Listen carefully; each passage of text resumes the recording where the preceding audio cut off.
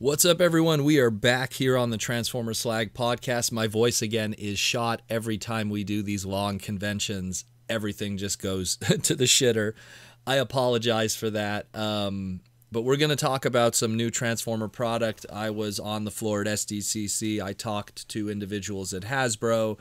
We have listings to cover. And the first thing we're going to kind of do a deep dive into is our big talk about the Studio Series 86 Devastator that was officially revealed through the Hasbro Pulse panel on the Saturday, or was it Friday? I don't know. When you do a Tuesday to Tuesday situation, these days all kind of blend together. So a lot of this information comes courtesy of JT Prime 17 with listings. It comes courtesy of Evan and Nate from Hasbro, be it design or marketing, and just basic logic in a lot of ways of how this stuff is going to roll out and a lot of things and dates and confirmations and stuff. So we're going to dive into it here. We're going to try to put all the facts in one place, figure out how this is going to work, and so on and so forth. So first of all, again, the confirmation is we will have a Studio Series 86 Devastator. It's going to be part of the 86 sub-brand of the Studio Series. There was rumors initially that it was going to be part of Gamer Edition because there's a lot of overlaying stuff that's going on in 2025, which is when all this stuff is going to come out. We're going to have the 10th anniversary of Transformers Devastation, which that debuted itself in October of 2015. So we have a 10th anniversary of that. And the original Combiner Wars Devastator was kind of released primarily because of a, supplemental and complementary product with the Transformers Devastation video game. Prior to that, of course, we had the Metroplex, which was also a complementary product with the Fall of Cybertron game.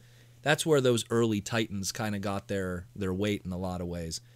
So this could be seen also as a Gamer Edition item, but so far it seems like it's going to be Studio Series 86 in its primary form, and that is that, because that's kind of what Hasbro and Hasbro's team has been kind of labeling it as. It's a Studio Series 86 product. Now, how it's going to be released, and this is the most important thing, is it's going to be released under 5 different purchases that you're going to have to do. There's 6 members, but you're going to have to do 5 separate purchases in order to make your complete Devastator.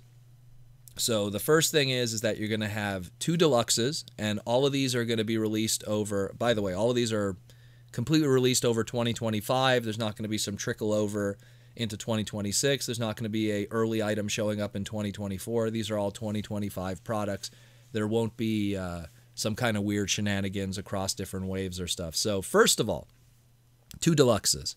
We're going to have Deluxe Class Scavenger and Deluxe Class Bonecrusher. Scavenger makes the right arm of Devastator. Bonecrusher makes the left arm. Now, when you factor that in, okay, they're Deluxes, they're going to be smaller, and you're probably thinking, well, then Devastator is going to be smaller as a result. But when you factor in how Devastator as a combiner works and accuracy to how he looks on the screen, or his animation model, or even looking to his original 1985 G1 toy, there's a lot of extra parts that are involved in that. And it's something where the Deluxe class is going to be primarily focusing on those individual figures. Evan mentioned that there's going to be a big focus on the quality, the build of those figures, giving those original robots articulation that the Combiner Wars one didn't have. I mean, the Combiner Wars one didn't have really good articulation. It didn't have their iconic weapons included, didn't even have painted tires.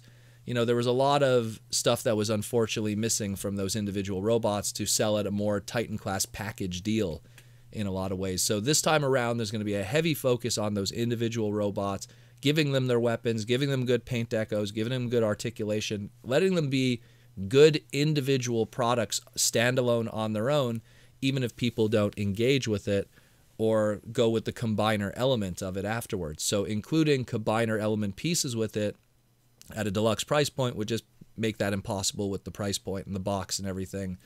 So it's something where you're going to get a Scavenger, you're going to get a Bonecrusher. They're going to make like the upper bicep, if you will, the upper, not even bicep, like let's say like the shoulder and bicep of Devastator at best, and again include weapons and stuff. When we get into the Voyagers, we're talking Mixmaster, which makes the left leg of Devastator, and Scrapper, which makes the right leg of Devastator. They're not going to need combiner elements because they are a combiner element in themselves, so they could be these big, beefy Voyager figures and make the legs of Devastator. And that is that. There's not much really that has to be said with them, but they will obviously get the better treatment in terms of like, you know, the paint and everything like that. My only question is I'm very curious how the scale is going to work. When you're going to have an all-robot mode of the 6 members, just how out of scale will those 2 Deluxes be to the Voyagers, and specifically the 2 others that we'll mention in a moment. And those 2 others are our Commander class for 2025, and it's going to be the Studio Series 86 Commander class 2-pack of Long Haul and Hook. Now, Long Haul, I mean, that's going to make the lower body. Hook is going to make the upper body. That's something where, you know, those are probably going to be 2 Voyagers also. And you're probably saying to yourself, oh, 2 Voyagers in a Commander class price point. Aren't we kind of being sold short there in terms of pricing?